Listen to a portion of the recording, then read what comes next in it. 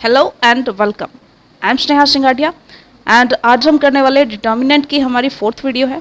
Properties of determinant हमने काफ़ी कुछ डिस्कस कर ली थी, कुछ प्रॉपर्टीज़ आज हम करेंगे और कुछ डायरेक्ट रिजल्ट्स भी हम यहाँ पर करेंगे। तो चलिए स्टार्ट करते हैं। सबसे पहले हमने कुछ प्रॉपर्टीज़ डिस्कस की थी जिसमें हम डिटर्मिनेंट हम जानते हैं कि कोई भी मैट्रिक्स होती है उसका डिटर्मिनेंट हम कुछ इस टाइप से रिप्रेजेंट करते हैं, या फिर डेट ऑफ ए इस टाइप से रिप्रेजेंट करते हैं, या डेल्टा इस सिंबल से, या फिर हम जो है बेसिकली क्या करते हैं कि जो भी हमारी एलिमेंट्स होते हैं मैट्रिक्स के उन्हें इस तरह से और दो पैरेलल लाइंस के बीच में राइट डाउन करते हैं। ठीक है जी, तो ये चीज़ हमें ऑलरेडी पता है।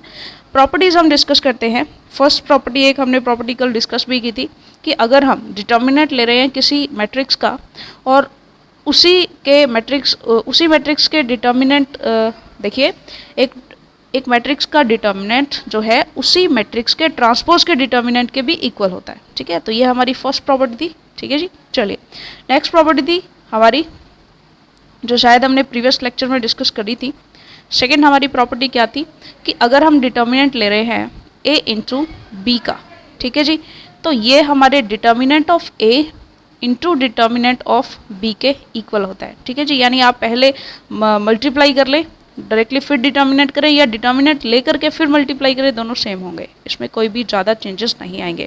और थर्ड एंड वेरी इंपॉर्टेंट जो हम वहाँ पर देखने वाले थे कि जब भी कोई कांस्टेंट से मल्टीप्लाई होता है कोई भी मैट्रिक्स और उसका हम डिटर्मिनेंट लेते हैं, तो जैसे ही हम कांस्टेंट को बाहर निकालते हैं तो मान लीजिए ये n जो मैट्रिक्स है हमारी ये n बाई n ऑर्डर की है, तो यहाँ पर k की पावर n जो है वो बाहर आ जाती है, जहाँ पर n क्या है जी मैट्रिक्स का ऑर्डर होता है। ठीक है जी, क्योंकि ये स्क्वायर मैट्रिक्स होती है डिटर्मिनेंट ऑफ ए। ठीक है जी, ये चीज़ हमें हमेशा ध्यान में रखनी है। ठीक है, कि जब भी कोई कांस्टेंट से मल्टीप्लाई वो होती है, जब कांस्टेंट को बाहर निकालते हैं तो बेसिकली उसकी पावर में n आ जाता है। ठीक है, लेकिन ट्रांसपोज में ऐसा नहीं था। ओके, नेक्स्ट हम देखते हैं जी डिटर्मिनेंट ऑफ किसी की पावर के फॉर्म में अगर हम ले, जैसे फोर्थ इसकी प्रॉपर्टी क्या कहती है कि अगर आपके पास मैट्रिक्स की पावर है n, इंटीग्रल पावर है, इसका आप डिटर्मिनेंट लेना चाह रहे हैं, तो इसमें कोई ज़्यादा चेंजेस नहीं आएंगे जी। या तो आप a का डिटर्मिनेंट करके फिर पावर लें, या पहले पावर लेकर के फिर इंटीग्रल करें, सॉरी डिटर्मिनेंट ले, तो इसमें कोई भी हमारी प्रॉब्लम नहीं आती है। ठीक है जी, तो अब कुछ बेसिक से डायरेक्ट रिजल्ट्स हैं उनके बारे में बात कर लेते हैं। ठीक है जी, जो क्वेश्चंस जिन पर डायरेक्ट हमें कई बार देखने को मिलते हैं। ठीक है, तो चलिए स्टार्ट करते हैं। तो यहाँ पर हम हेडिंग डालेंगे रिजल्ट्स।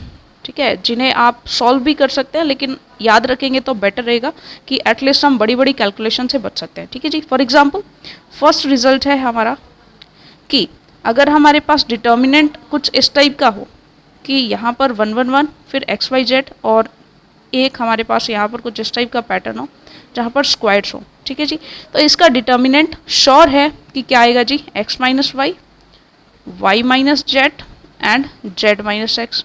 अब चाहे इसका ट्रांसपोज भी हो, यानी कि अगर ये कुछ इस टाइप से भी होते हैं तो भी सेम ही रहेंगे, क्योंकि हमें पता है कि किसी मैट्रिक्स का और उसके ट्रांसपोज का जो डिटर्मिनेंट है वो सेम रहता है। ठीक है जी, तो दोनों पैटर्न में ये रिजल्ट हम याद रखेंगे।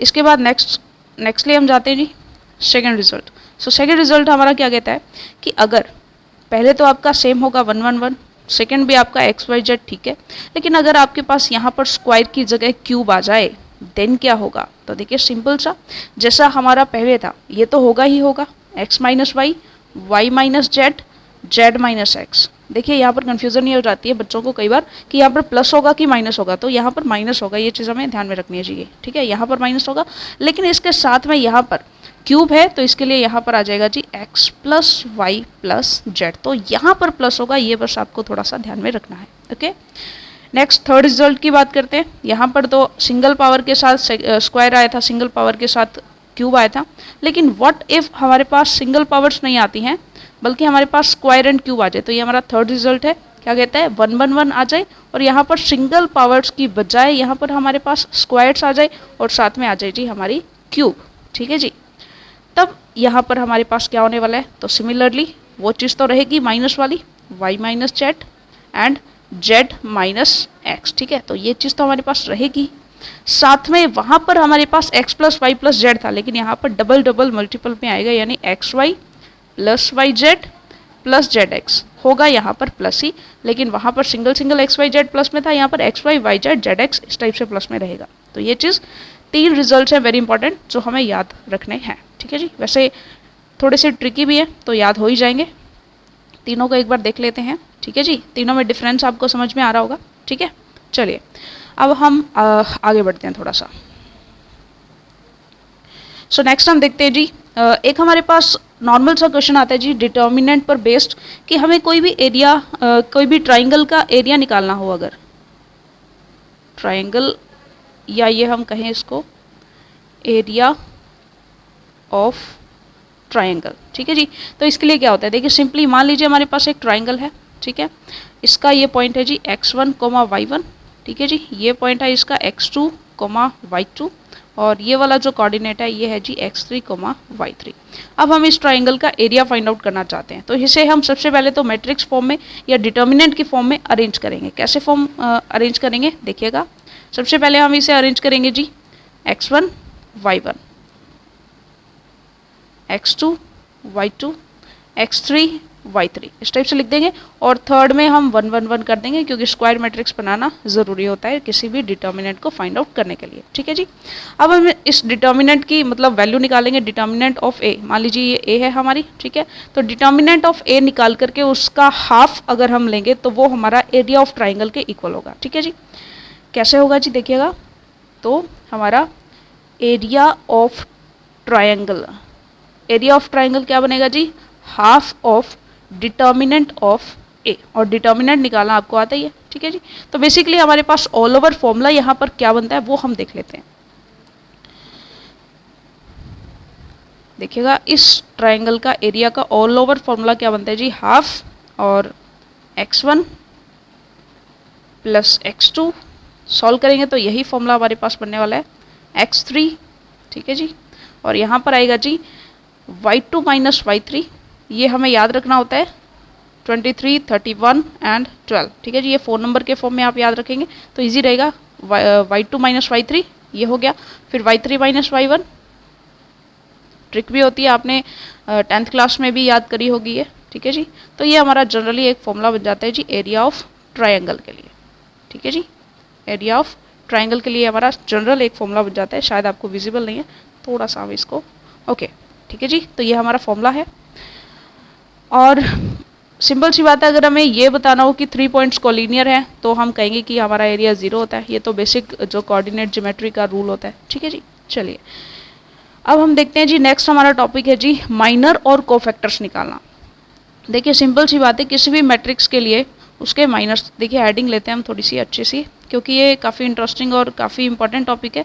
आगे जब हम इसके अंदर काफ़ी कुछ यूज़ में लेंगे माइनर्स एंड कोफैक्टर्स के लिए। चलिए तो एक ब्यूटीफुल सी हेडिंग लेते हैं जी हमारे पास, minor and cofactors. Minor and cofactors हम निकालना चाह रहे हैं किसी भी मैट्रिक्स के लिए। देखिए सिंपल सी बात, हमारे पास फॉर एग्जांपल ये हमारे पास एक डिटर्मिनेंट है जी A11, A12, A13, A21, A22, A23, A31, A32, A33, ठीक है जी। मान लिया कि ये हमारा डिटर्मिनेंट था, इसके ये एलिमेंट्स थे। देखिए हर माइनर जो होता है, हर एक एलिमेंट का अपना एक माइनर होता है, लेकिन वो निकलता कैसे है। जैसे फॉर एग्जांपल A11 का माइनर अगर हम लें, माइनर ऑफ A11, तो कैसे निकलेगा, इसे सबसे पहले तो M11 लिखेंगे, ठीक है जी। आता कैसे है ये, तो इसके लिए हमें सेम जैसे हम लेते हैं बेसिकली, देखिए यहाँ पर इसे लेते हैं। चलिए A11 का माइनर निकालना है तो A11 को हाईलाइट करो, उसके जैसे हम डिटर्मिनेंट निकाल रहे थे वैसे ही करना होता है, लेकिन एक एक स्टेप लेना होता है। तो M11 हम निकाल रहे हैं, माइनर ऑफ A11 निकाल रहे हैं, तो बेसिकली A11 के सामने की रो और सामने की कॉलम को कैंसिल कर दीजिए, ठीक है जी। और अब इसका माइनर आ जाएगा हमारे पास ये, ठीक है जी। इसका माइनर हमारे पास क्या आ जाएगा, जो बचा A22, A23, A32, A33, ठीक है जी। ये हमारा माइनर हो जाएगा, ठीक है जी। तो ये आ गया हमारा M11, ओके। अब हम नेक्स्ट देखते हैं जी, अगर हमें इस तरह से किसी का भी माइनर निकालना हो तो इसकी वैल्यू भी हम निकाल सकते हैं। बेसिकली इसकी वैल्यू हम निकाल सकते हैं, इसको क्रॉस मल्टीप्लाई करेंगे तो ये हो जाएगा जी A22 इंटू A33, साइज़ शायद थोड़ा सा विजिबल नहीं है आपको, इधर कर लेते हैं, ओके। माइनस करेंगे इसमें से A23 इंटू A32, ठीक है, यानी इसका बेसिकली 2/2 कंसिडर करेंगे इसको और इसको सॉल्व कर लेंगे इसका डिटर्मिनेंट, तो ये हो जाएगा जी माइनर ऑफ A11। अगर हम इस माइनर के साथ, जैसे हमने सिंबल भी देखे थे कि यहाँ पर ये प्लस होता है, ये माइनस, ये प्लस, और ये माइनस, ये प्लस, ये माइनस, ये प्लस, ये माइनस, ये प्लस, तो अगर हम इसके सिंबल्स भी ले लेते हैं, यानी कि ये साइंस भी इनके साथ ले लेते हैं, तो वो माइनर जो है वो क्या बन जाता है जी, हमारा को फैक्टर बन जाता है, ठीक है। और को फैक्टर को हम कैपिटल A11 से दिखाते हैं, ठीक है जी। तो यहाँ से हमारा A11 क्या हो जाएगा, अगर हम इसका सिंबल साथ में ले लें, ठीक है, तो ये A11 है, इसके साथ तो प्लस का सिंबल ये, ठीक है, तो प्लस ऑफ M11 ही इसका क्या हो जाएगा जी, इसका कोफैक्टर हो जाएगा। थोड़ा सा एक एग्जांपल लेके समझते हैं तो आपको थोड़ा सा और अच्छे से क्लियर होगा, ठीक है। देखिए ये माइनर है, माइनर ऑफ A11 था, और अगर हम कोफैक्टर देखें, कोफैक्टर, तो कोफैक्टर क्या होता है जी, बेसिकली -1 की पावर I एंड J, यानी जो भी है उसका, ठीक है, इंटू में M11, यही हो जाता है जी इसका कोफैक्टर, ठीक है जी। यानी उसका साइन लेना होता है हमें, ये साइन ऐसे ही आता है, ठीक है। साइन कैसे आता है वो देख लो, देखिए सिंपल सी बात, यहाँ पर देखिए -1 की पावर, क्योंकि ये A11 एलिमेंट है, A11, ठीक है, तो 1 + 1, -1 की पावर ये हमारा 1 2 है, तो ये हो जाएगा 1 + 2, ये हमारा 1 3 है, तो ये हो जाएगा जी 1 + 3। तो इस तरह से पावर हम डिसाइड करते हैं, ये हमें पता ही है, ठीक है। इस तरह से पावर डिसाइड करते हैं, तभी यहाँ पर हमें पता चलता है कि ये प्लस का, ये माइनस का, ये प्लस का, ये माइनस का, ये प्लस का, ये माइनस का, ठीक है जी, और ये प्लस का, ये माइनस का, ये प्लस का, ठीक है। तो बेसिकली जो जिस प्लेस पे है उससे ही डायरेक्टली हम यहाँ पर साइन ले लेते हैं, और ये बार बार हमें करके नहीं देखना पड़ता, ठीक है जी। तो एक एग्जाम्पल ले लेते हैं सिंपल सा, और उस एग्जाम्पल से हम पूरी की पूरी मैट्रिक्स में से जो भी हमें पूछा गया होगा, किसका कोफैक्टर, किसका माइनर, वो सब हम निकाल सकते हैं जी, ठीक है जी। तो चलिए स्टार्ट करते हैं, एक एग्जाम्पल लेते हैं सुंदर सा, ब्यूटीफुल सा। देखिए क्वेश्चन है हमारे पास, एक हमें डिटर्मिनेंट दिया हुआ है जी 5 3 8, ठीक है, 2 0 1 1 2 3, ठीक है जी। इसमें से कुछ भी पूछा आपसे जा सकता है, जैसे फॉर एग्जांपल हम कहते हैं कि आप हमें माइनर निकाल करके दिखाएं M23 का, और आप हमें इसी का कोफैक्टर भी निकाल के दिखाएं, ठीक है जी। तो 2 3 एलिमेंट हम पहचान लेते हैं जी, 2 3 थोड़ा सा मैंने ना थोड़ा सा सेट करके लिख लेते हैं ताकि कन्फ्यूज़न ना हो, ठीक है जी। चलिए देखिए सिंपल सी बात, M23 का मतलब है जी इसके अंदर row second and third column, तो सेकंड रो का थर्ड कॉलम, तो ये एलिमेंट हो गया हमारा, ठीक है। अगर ये एलिमेंट हो चुका है तो इसके सामने की रो और कॉलम कैंसिल हो जाएंगे, तो इसका माइनर हमारे पास क्या बचेगा, इसका माइनर हमारे पास बचेगा जी 5 3 1 2, बस यही बचा है, ठीक है। तो इसे हम सॉल्व कर लेंगे, तो ये हो जाएगा जी 5 2 जा 10 -3, तो ये हो जाएगा जी 7, ठीक है। बिना साइन के जब लिख रहे हैं तब तो वो हो जाएगा जी इसका माइनर। एंड अगर हमें कोफैक्टर निकालना है, कोफैक्टर निकालना है, तो देखिए ये जो है यहाँ पर इसके लिए साइन कौन सा होगा जी, देखो ये प्लस में होता है, ये माइनस, ये प्लस में, ये माइनस, ये प्लस, ये माइनस, तो यहाँ पर A23 किस में होता है जी, माइनस में। अगर नहीं भी पता चल रहा है तो A23 है ना, तो -1 की पावर 2 3 है, तो 2 + 3, ठीक है, ये कर लेंगे और इंटू में कर देंगे M23, यानी इसका जो माइनर है। तो बेसिकली ये क्या हो जाएगा जी, -1 की पावर 5, यानी कि माइनस का -1 रहेगा, तो ये हो जाएगा -M23, यानी कि माइनस का 7, ठीक है जी। तो ये हमारा आ गया इसका कोफैक्टर, ठीक है जी। तो आपको माइनर और कोफैक्टर्स निकालने आ चुके हैं, ओके। अब देखिए सिंपल सी बात, इसकी कुछ प्रॉपर्टीज़ हैं, वो प्रॉपर्टीज़ हम कर लेते हैं, ठीक है जी। माइनर्स और कोफैक्टर्स निकालना आपको बहुत ही अच्छे से आ चुका होगा। देखिए यदि एक रो को हम कोई रो है, ठीक है, उसके एलिमेंट्स से हम किसी दूसरी रो के एलिमेंट्स के कोफैक्टर से मल्टीप्लाई करके उसका सम करें तो वो 0 होता है। जैसे फॉर एग्जांपल मान लीजिए ये सेम हम एग्जांपल लेते हैं यहाँ पर, ठीक है जी, यही सेम एग्जांपल ले लेते हैं एक बार के लिए।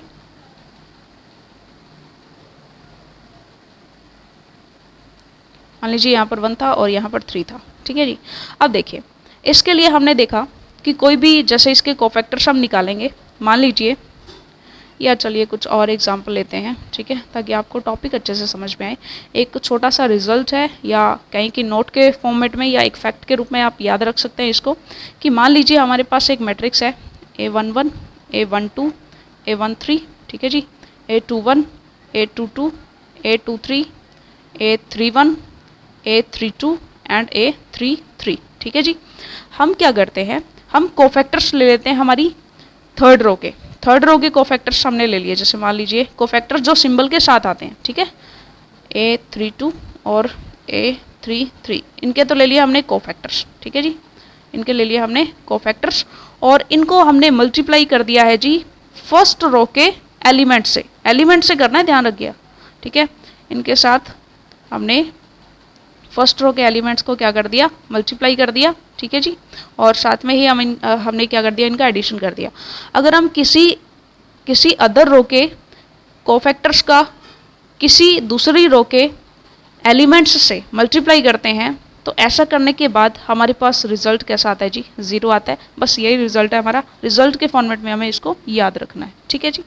लेकिन अगर हम देखिए, अगर हम क्या करें, सेम रो के एलिमेंट्स को उसी रो के कोफैक्टर्स के साथ अगर हम मल्टीप्लाई करें, ठीक है जी, सेम वही रो है, ठीक है, और उसी रो के हमने कोफैक्टर्स लिए हैं, उसी रो के एलिमेंट्स लिए हैं, तो अगर हम ऐसा करते हैं, ठीक है जी, तो हमें मिल जाता है जी डिटर्मिनेंट, ठीक है, क्योंकि ऐसा ही तो था, एक को कर रहे थे, ठीक है, उसका वो हम माइनर लेके उसको सॉल्व कर रहे थे और उसके साथ उसी एलिमेंट को मल्टीप्लाई कर देते थे और फिर सभी का एडिशन कर लेते थे। तो बस यही तो आता था हमारा, क्या यही तो आता था हमारा डिटर्मिनेंट, है ना। तो डिटर्मिनेंट का भी हमें इजीली पता चल चुका है, ये आएगा जी हमारा mod of A, mod of A इसके इक्वल हो जाएगा, ठीक है जी। चलिए, अब क्योंकि हमने इनफ काफ़ी सारी चीज़ें पढ़ ली हैं जी किसके बारे में, हमारे डिटर्मिनेंट के बारे में। अब हम डिटर्मिनेंट के कुछ एप्लीकेशंस के बारे में बात करते हैं, यानी डिटर्मिनेंट हमारा कैसे और किन चीज़ों के लिए यूज़ होता है। चलिए, काफ़ी इंटरेस्टिंग टॉपिक है ये। सो ब्यूटीफुल सी हेडिंग लेते हैं क्योंकि काफ़ी इंटरेस्टिंग ये रहता है, ठीक है जी। तो एक बड़ी सी हेडिंग लेते हैं जी, सॉल्यूशन ऑफ, इसका कलर क्योंकि हमें शो नहीं होगा,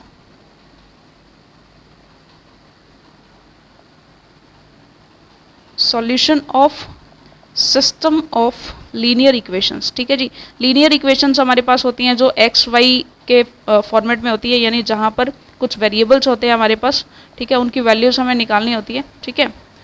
so system of linear equations को सॉल्व करने के लिए हम बेसिकली यूज़ करते हैं हमारे डिटर्मिनेंट्स का, ठीक है जी। तो चलिए, एक ब्यूटीफुल सी हेडिंग हमने ले ली है, चलिए समझते हैं। सबसे पहले हम यूज़ करते हैं जिस मेथड का, उस मेथड को हम बोलते हैं जी क्रैम रूल, ठीक है जी। क्रैमन रूल इसे हम बोलते हैं क्योंकि साइज़ जो है वो थोड़ा सा हमें सूटेबल नहीं है,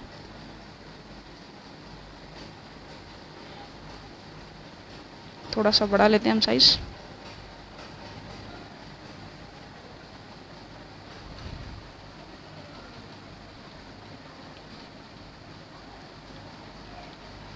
ओके, तो अभी आई थिंक लिखने में कोई प्रॉब्लम नहीं आएगी क्योंकि टच है तो कई बार कुछ इश्यूज आते हैं, ठीक है। चलिए स्टार्ट करते हैं। सबसे पहले ये जो रूल है जिस मेथड से हम इसको सॉल्व करने वाले हैं, ये है हमारा क्रैमन रूल, ठीक है जी। तो क्रैमन रूल से हम इक्वेशन, सिस्टम ऑफ इक्वेशन को सॉल्व करने वाले लीनियर इक्वेशंस हम कुछ ले लेते हैं। जैसे फॉर एग्जांपल हमारे पास दो इक्वेशंस है, a1x plus b1y equals to c1, ठीक है जी। नेक्स्ट हम इक्वेशन लेते हैं हमारी a2x plus b2y equals to c2, ठीक है जी। तो इसके लिए देखिए बेसिकली क्रैमन रूल हमें ये कहता है कि इसके लिए आप 2x2 की मैट्रिक्स बनाएं, ठीक है जी।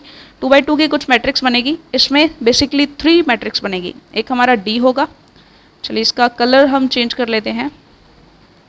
एक हमारा D बनेगा जी, एक हमारा D1 बनेगा और एक हमारा बनेगा जी D2, ठीक है जी।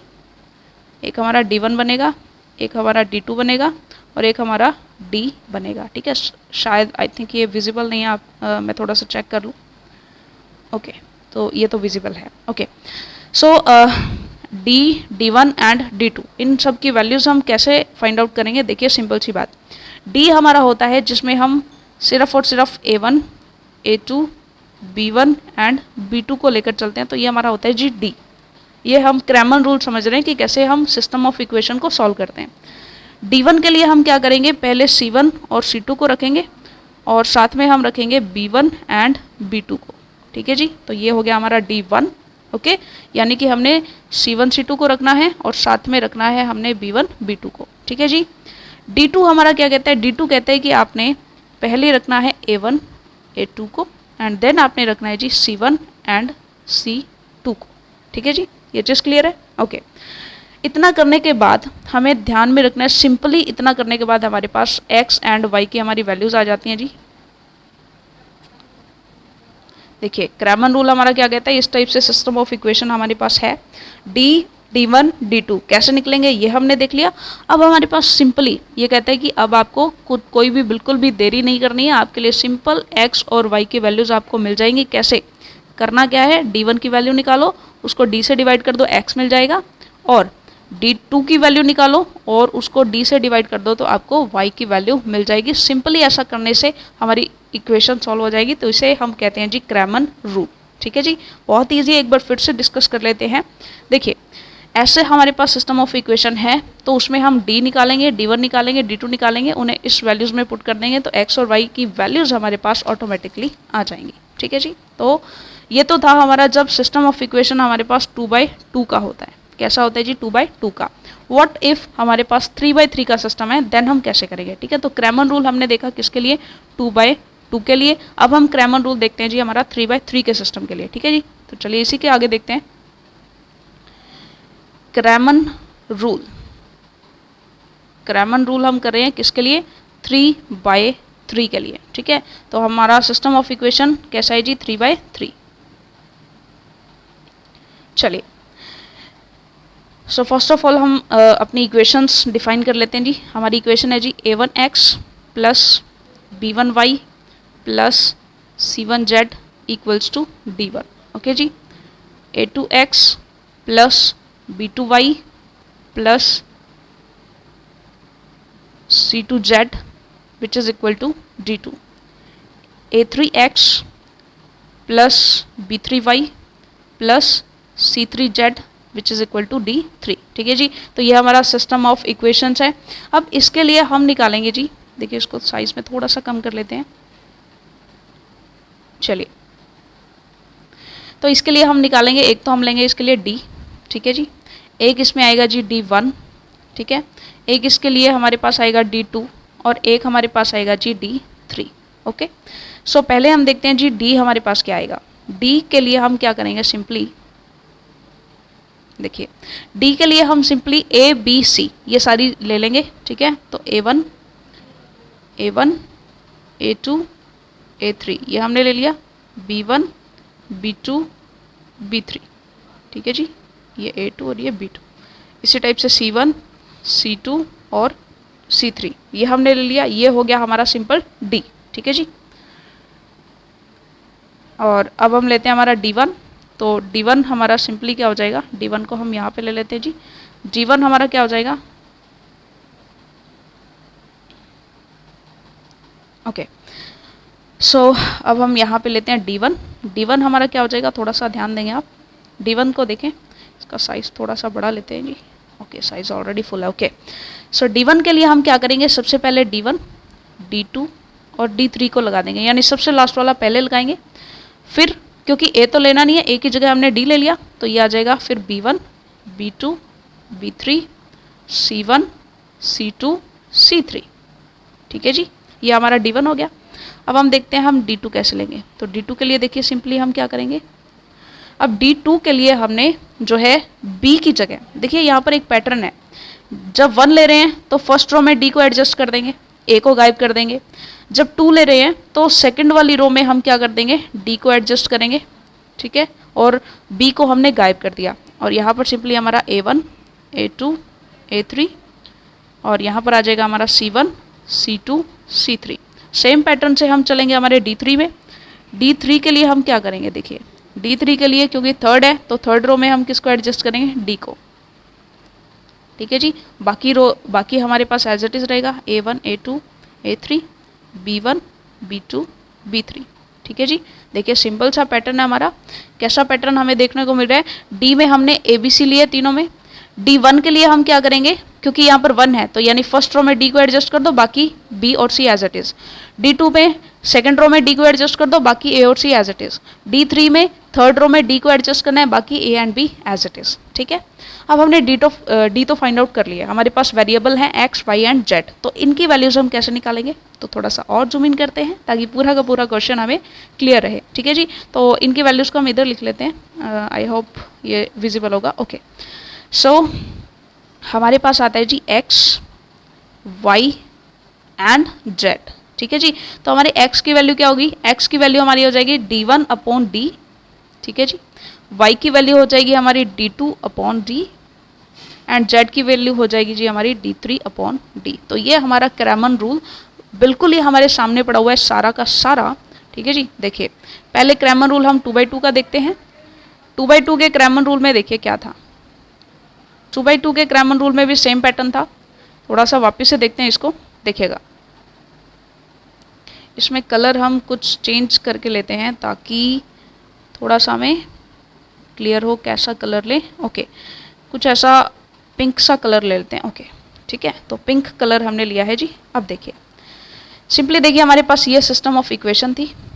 ठीक है, सिस्टम ऑफ इक्वेशन से हमने क्या किया, बेसिकली पहले तो डी निकाला। डी में हम क्या कर रहे हैं, डी में ए और बी को एडजस्ट करें। सिंपली देखिए ए और बी को एडजस्ट करें, फिर हम d1 निकाल रहे हैं। d1 में देखिए ये d1 है, 1 है तो 1 वाली जगह पर आपको c को एडजस्ट करना है। ठीक है, c को 1 वाली जगह पे एडजस्ट करना है और b एज इट इज़ रहेगा। d2 हम निकाल रहे हैं तो सेकंड कॉलम में आपको किसको एडजस्ट करना है, c को, और a हमारा एज इट इज़ रहेगा। तो d1 और d2 का पैटर्न तो हमें याद हो गया। ठीक है जी, अब हमारा x और y के लिए क्या हो जाएगा, d1 अपॉन डी और d2 अपॉन डी। ठीक है, ये क्रैमर रूल हमने कर लिया जी 2/2 के लिए। अब हम चलते हैं 3/3 के लिए। तो 3/3 का भी रिवीजन हम थोड़ा सा कर लेते हैं, देख लेते हैं, बहुत ही अच्छा सा है ये। चलिए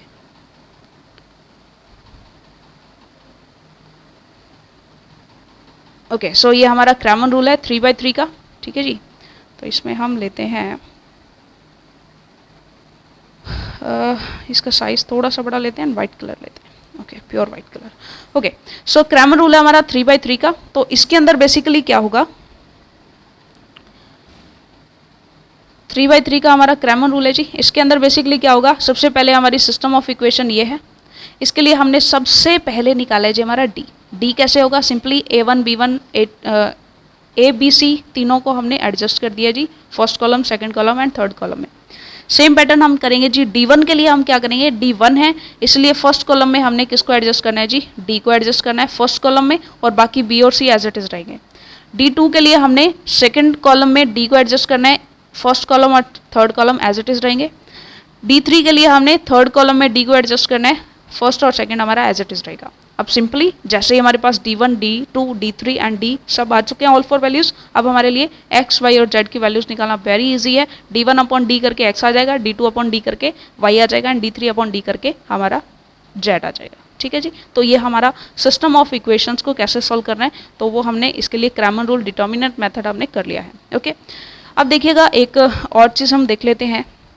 सिंपली हमारे पास जो सॉल्यूशंस होते हैं, ठीक है जी, सिंपली हमारे पास जो भी सॉल्यूशंस होते हैं, कोई भी हमारे पास सिस्टम के जो सॉल्यूशंस होते हैं, बेसिकली सॉल्यूशंस में क्या होता है कि या तो सॉल्यूशन एग्जिस्ट करेगा या तो सॉल्यूशन एग्जिस्ट करता है। ठीक है जी, यस, या तो एग्जिस्ट करता है या फिर वो एग्जिस्ट नहीं करता। ठीक है जी, या फिर वो एग्जिस्ट नहीं करता या फिर जिसे हम कहते हैं नो सॉल्यूशन। ठीक है जी, अगर नो सॉल्यूशन है दैट मीन्स जो सिस्टम ऑफ इक्वेशन है वो हमारे पास इनकंसिस्टेंट इक्वेशंस है। ठीक है जी, इनकंसिस्टेंट इक्वेशन, ठीक है, उन्हें बोलेंगे। और अगर हमारा सॉल्यूशन एग्जिस्ट करता है देन हम उन्हें जो है कंसिस्टेंट इक्वेशंस बोलेंगे। ओके, अब जो हमारा सॉल्यूशन एग्जिस्ट करता है वो उसके कुछ टाइप्स होते हैं। ठीक है जी, उसके कुछ टाइप्स होते हैं। जो भी हमारा सॉल्यूशन होता है, सॉल्यूशंस बेसिकली 3 टाइप्स के होते हैं। एक तो ये होता है कि जो भी हमारा सॉल्यूशन होगा वो यूनिक होगा, एक ही होगा और यूनिक होगा। ठीक है जी, या फिर सॉल्यूशंस हमारे इनफाइनाइट मैनी हो सकते हैं, यानी इनफाइनाइट होंगे और बहुत सारे होंगे। ठीक है, अलग अलग बहुत सारे सॉल्यूशंस आ जाएंगे। या फिर हमारे पास आता है जी ट्राइवल सॉल्यूशन। ट्राइवल सॉल्यूशन का मतलब क्या होता है कि x भी 0 होगा, y भी 0 होगा एंड जेड भी हमारा 0 हो जाएगा, यानी सॉल्यूशन तो आएगा लेकिन कैसा आएगा जी, 0 0 0 0। ओके, तो हमारे टोटल 3 टाइप के सिस्टम ऑफ इक्वेशंस में अगर हम सॉल्व करें तो टोटल हमारे पास 3 टाइप के सॉल्यूशंस आते हैं। ठीक है, एक और चीज़ थोड़ा सा इसमें क्रैमर रूल में ध्यान में रखने वाली होती है कि अगर बेसिकली हमारे पास जो डी है, डी की वैल्यू हमारी नॉट इक्वल्स टू 0 है और D1 और D2 इनकी वैल्यू हमारे पास 0 आ जाती है, देन हमारा x भी 0 होगा एंड y भी हमारा 0 होगा। देखिए कैसे, जैसे हमने अभी क्रैमर रूल किया था हमारा, यहाँ पर देखिए क्रैमर रूल में थोड़ी सी चीज़ समझने वाली है क्या, कि सबसे पहले तो हमारा जो d है वो एग्जिस्ट करना चाहिए, यानी कि d जो है वो नॉट इक्वल टू 0 होना चाहिए, क्योंकि हमारे पास x की वैल्यूज़ क्या आती हैं, x की वैल्यूज़ हमारे पास आती हैं जी, थोड़ा सा इसको थोड़ा सा क्लियर कर लेते हैं जी।